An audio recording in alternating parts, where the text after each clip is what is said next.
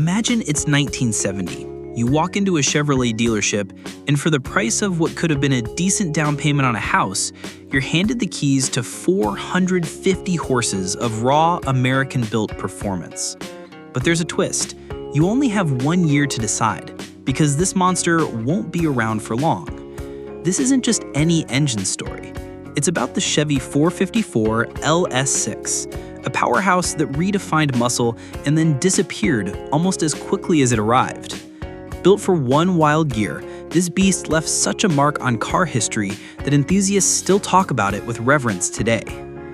In this breakdown, you'll find out why the LS6 is seen as the holy grail of big block engines, and why its short-lived existence shook the entire muscle car world. To understand how revolutionary the LS6 was, you have to rewind to the late 1960s, a time when the muscle car wars were red hot. General Motors had a frustrating policy that restricted putting engines larger than 400 cubic inches into their mid-size cars. It was a buzzkill for performance fans. But in 1970, that policy was scrapped, opening the door for something truly special. GM had already developed a massive 454 cubic inch big block, originally meant for trucks and full-size sedans. With the restrictions gone, Chevrolet was finally free to drop that powerhouse into their mid-size platform, the Chevelle. The 454 wasn't an entirely new concept. It was born from the iconic 427 Mark IV engine, but with a longer stroke to increase displacement to 454 cubic inches. While the bore stayed at 4.25 inches, the stroke went from 3.76 to 4 inches. There were two versions available in the Chevelle, the LS5 and the LS6. The LS5 was already a beast, making 360 horsepower and 500 pound-feet of torque. But the LS6 took things to another level.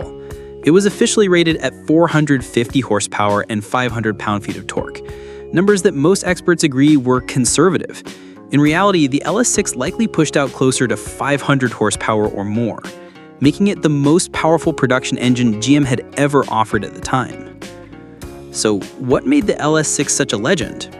For starters, it wasn't built like a typical street engine. It had an aggressive 11.25 to 1 compression ratio, demanding high-octane fuel and promising high revving performance. It was equipped with an 800 CFM Holley 4-barrel carburetor mounted on an aluminum intake, which far outclassed the LS5's quadrajet setup. That Holley carb could flood the engine with massive amounts of fuel and air with just a tap of the throttle.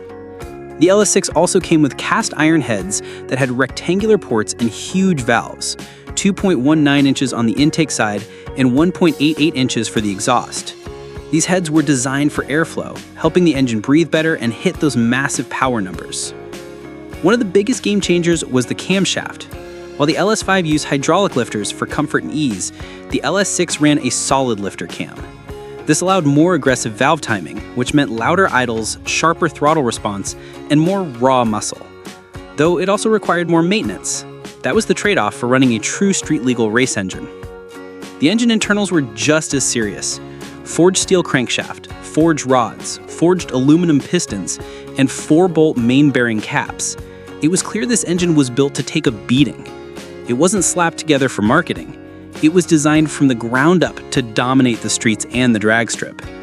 Even the exhaust setup was performance-minded, with dual chrome-tipped pipes that made sure the engine could exhale just as well as it inhaled.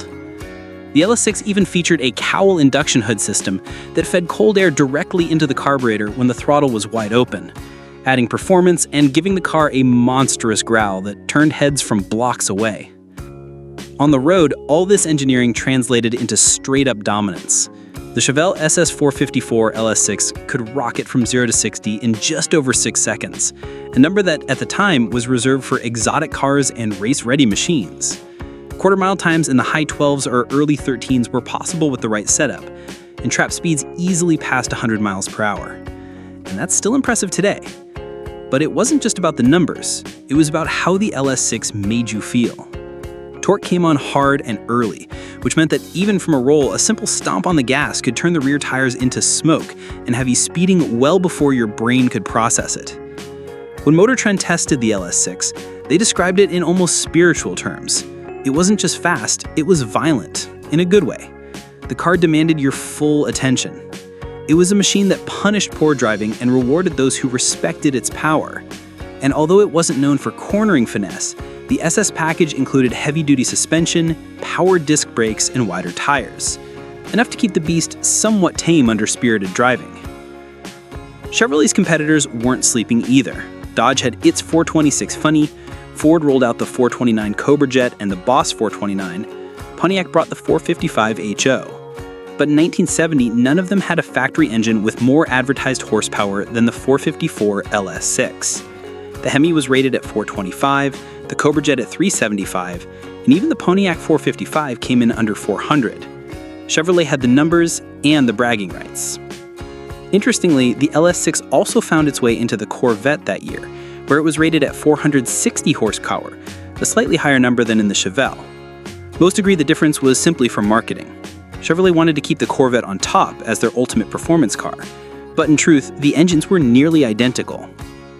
Unfortunately, just as the LS6 was hitting its stride, the muscle car era was already starting to fade. Rising insurance costs, stricter emissions regulations, and the shift to lead-free fuel spelled the end of high-compression monsters like the LS6.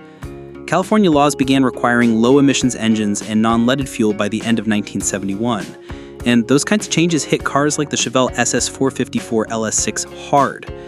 Young buyers couldn't afford the sky-high insurance, and by 1971, many insurance companies flat-out refused to cover high-powered cars for drivers under 25.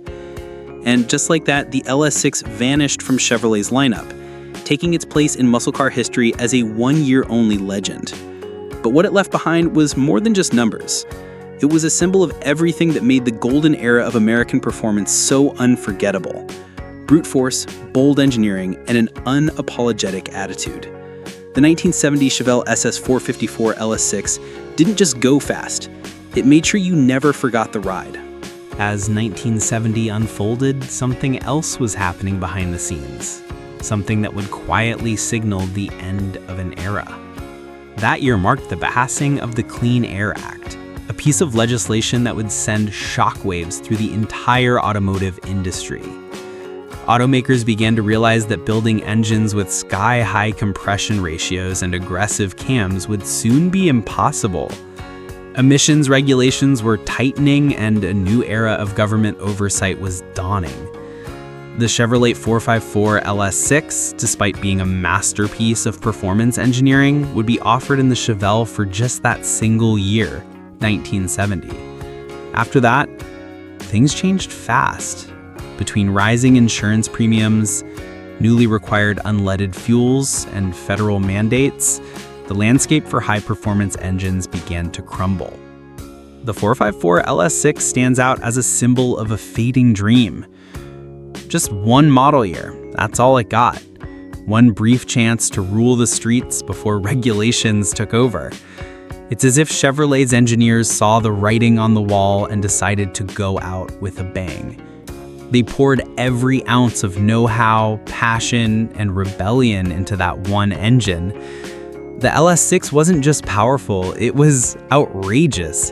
It was everything American car culture stood for at the peak of the muscle car era.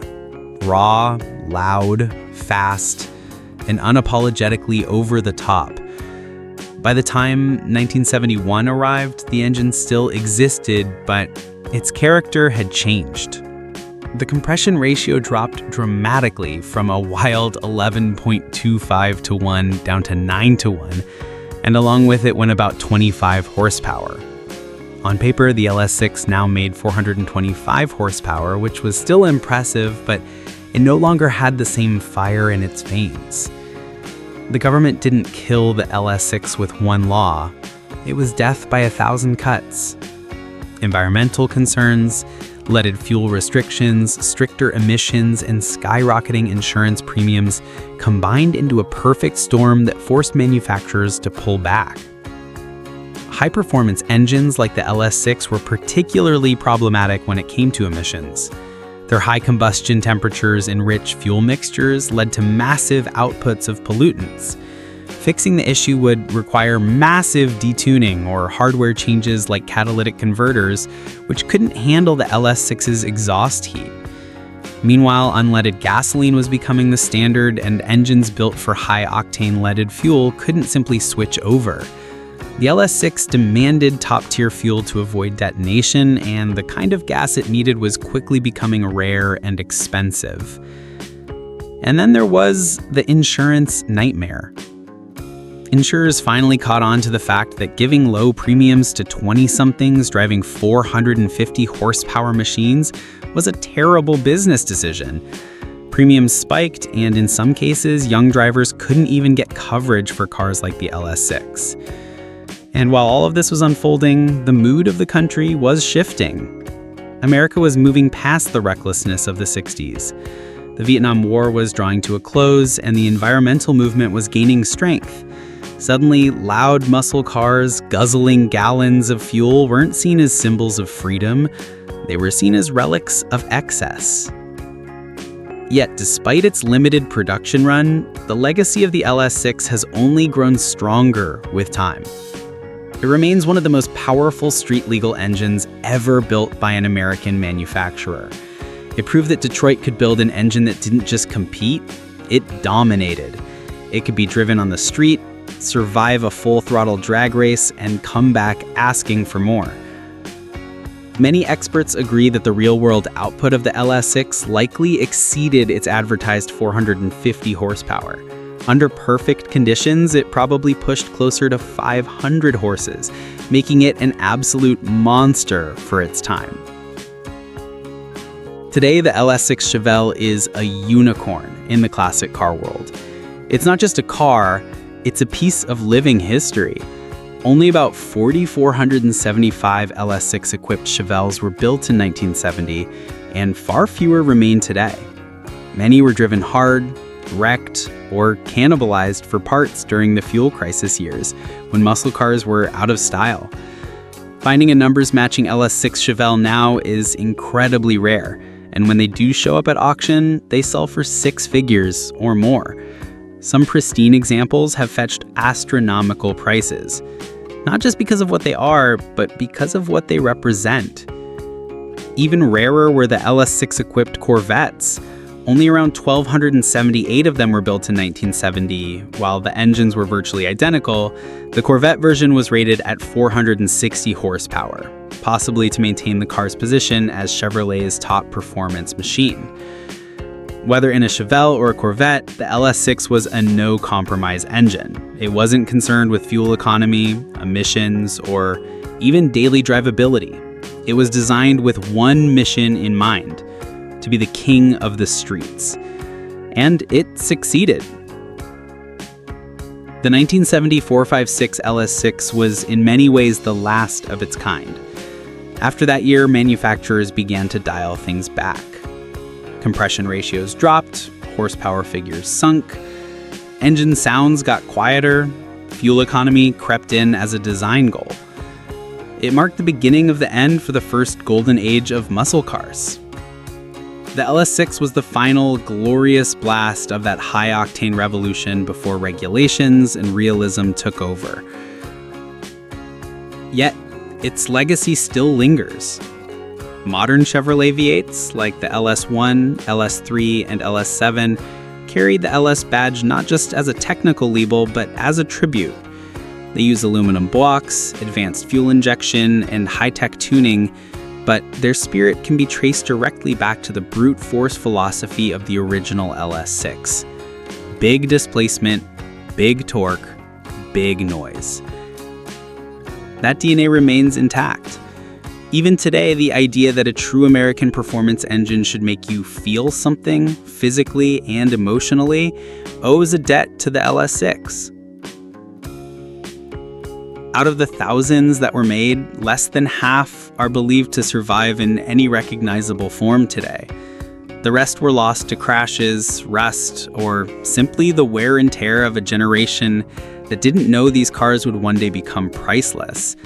A true LS6 Chevelle that's untouched and still carries its original parts is a national treasure to collectors and historians alike. Not just because of its rarity, but because of what it symbolizes: the peak of performance before the world changed. The LS6's story is bittersweet, It marked a high point in American automotive engineering, but also served as a curtain call for an entire era.